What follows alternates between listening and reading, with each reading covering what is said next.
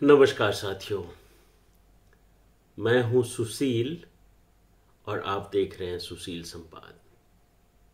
साथियों, जैसा कि आप सभी को पता है, अभी श्राद्ध पक्ष चल रहा है।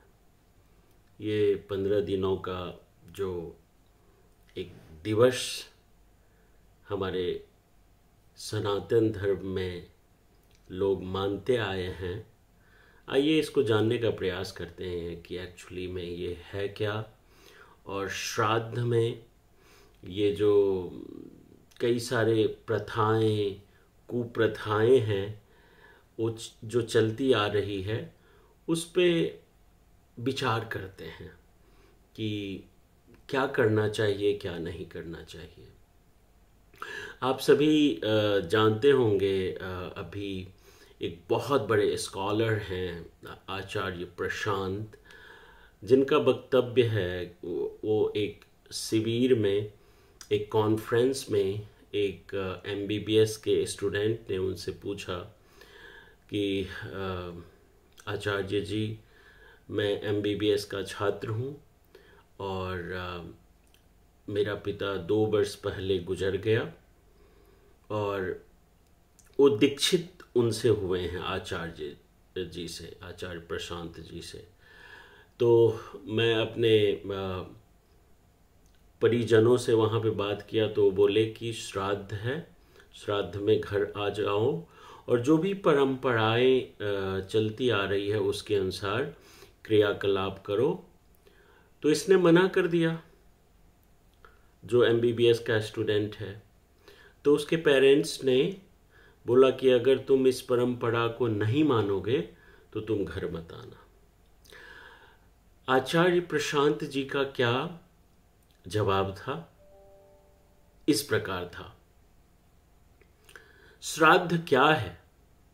जो चले गए उनकी जो भावनाएं साकार नहीं हो पाई, उसे तुम स्वयं साकार कर दो। यही श्राद्ध है और यही उनके लिए जो चल बसे, उनके लिए सच्ची श्रद्धांजलि होगी।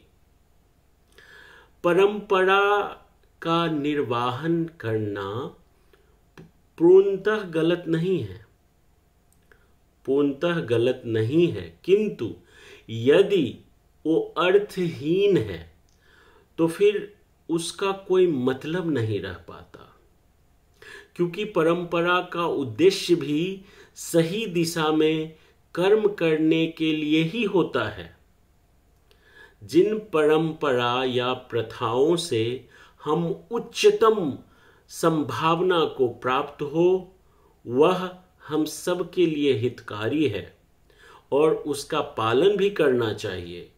और जो परंपरा हमें उच्चतम मूल्य से वंचित रखे, उसे सही नहीं मानना चाहिए। मृत्यु एक संदेश है कि जिंदगी में कुछ ऐसा चाह लो, ऐसा कर लो जिसको मृत्यु भी छीन ना सके। जो चले गए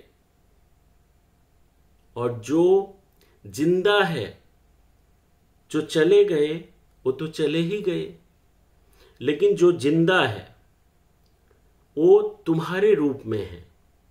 क्योंकि हम सब अपने पूर्वजों का ही तो एक साकार रूप है। तो हमें जीवन में कुछ ऐसा करना चाहिए जिससे कि मृत्यु भी नहीं छीन सकती है। वो कहा गया है ना कि कुछ ऐसा कर्तव्य कर जाओ जिससे कि आपका कर्तव्य हमेशा के लिए अमर हो जाए। मृत्यु एक संदेश है कि जिंदगी में कुछ ऐसा चाह लो जिसको मृत्यु भी छीन ना सके। जो गए वो अभी जिंदा है तुम्हारे रूप में। अगर श्रद्धांजलि देनी ही है तो जो वो नहीं पाए, जो वो नहीं कर पाए, वो तुम करके दिखाओ। सच्चाई के प्रति प्रेम होना चाहिए। गलत के खिलाफ जाओ। अगर कोई गलत है तो उसके खिलाफ जाओ।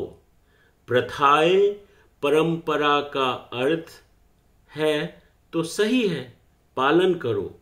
किंतु अगर सारी प्रथा सही होता तो हमारे शब्दकोश में कुप्रथा कैसे आ जाता। आज के डेट में कोई भी अपने बहन, अपने बेटी को सती करना चाहेगा?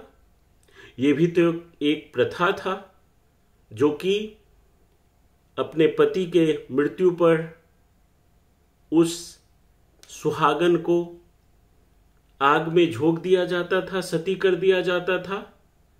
क्या आज कोई करना चाहेगा?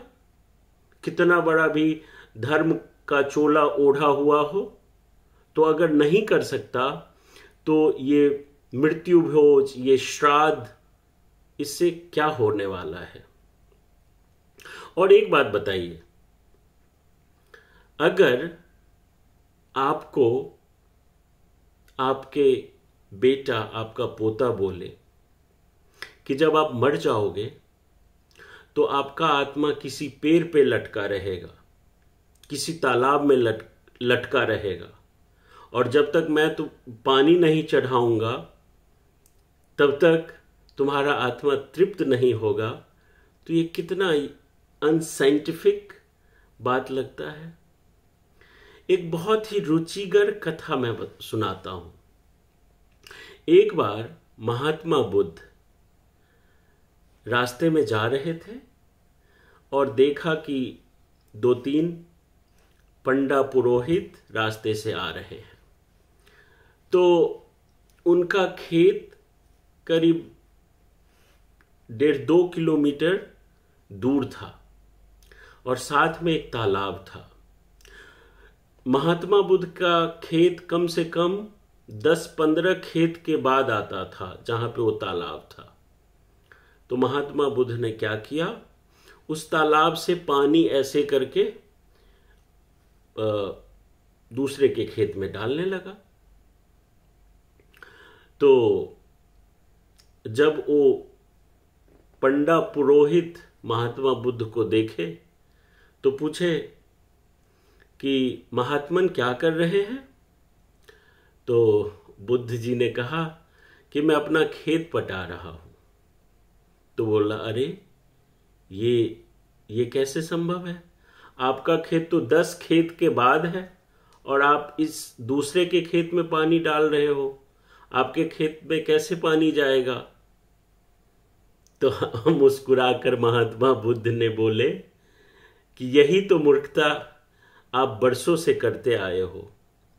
जो पूर्वज, जिन पूर्वजों की मृत्यु हो गई, जिनका स्वर्गवास हो गया, देहावसान हो गया, उसको आप पानी तर्पण करके चढ़ाओगे, उसके आत्मा कैसे तृप्त होंगे? उन्हें तो जो करना था कर लिया। अब आप सत्कर्म करिए।